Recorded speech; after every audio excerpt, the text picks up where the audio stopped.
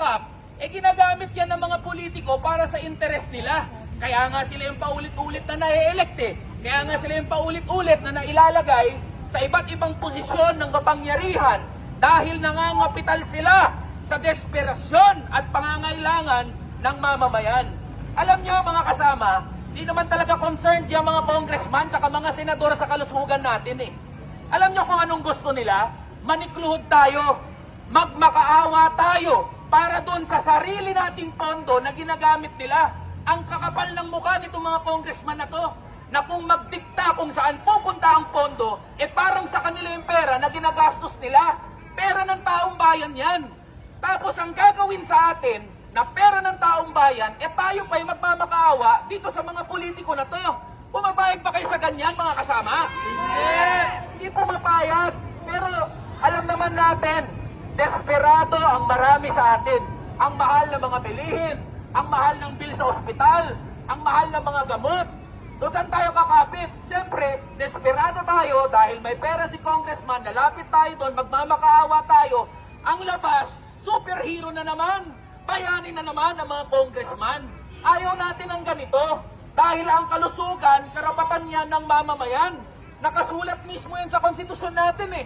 Ewan ko ba, may presidente tayong hindi alam kung ano nakasulat sa konstitusyon. May mga congressman tayo na hindi alam kung ano yung nakasulat sa batas. Kasi nga, ang interest nila, magmakaawa tayo. Pag tayo nagkasakit, kasama na po yung mga kaibigan nating mga pulis. Pag tayo nagkasakit, pag tayo tinamaan ng atay, ang bato, tayo inatake sa puso, ang bagsak nating lahat sa public hospital. Ano nga asahan natin? PhilHealth, tapos siniro yung subsidyo o yung budget na ilalagay sa PhilHealth. Saan tayo tatakbo ngayon?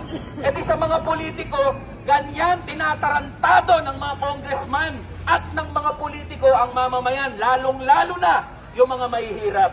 Kaya ang sigaw natin, PhilHealth natin, wag na kawin. Dahil ito, malinaw pa sa araw na pagnanakaw Huli ako sa pondo nakapag-content ng dito sa TikTok mamamayan. tsaka ibang social media platforms. Sa totoo lang, gusto ko kasing mag-celebrate ng Pasko at Bagong Taon na tahimik, payapa, kasama yung pamilya tsaka ilang mga kaibigan. Nakapag-celebrate naman ng Pasko. Simpleng celebration lang. Pero kahit sa celebration, hindi talaga maiwasan mga boss eh. Pero inyo walang ibang tinanong sa akin kundi kumusta na yung PhilHealth, kumusta na yung budget sa 2025 at iba pang mga nangyayari sa bansa natin. Valid naman yung mga tanong. Dapat naman talagang tanungin natin yan kasi pera ng taong bayan yung pinag-uusapan eh. Tsaka sa totoo lang, ang hirap mag-celebrate kung alam naman natin na tinatarantado, ginagago tayo ng mga congressman, ng mga senador, tsaka ng mga politiko na yan. O ano na bang update sa 2025 budget? Bukas mga boss, December 30, nakatakda o nakaschedule na pirmahan ni Bongbong Marcos yung 2025 budget. Kung matatandaan ninyo, dinelay o pinagpaliban ng Pangulo yung pagpirma sa 2025 budget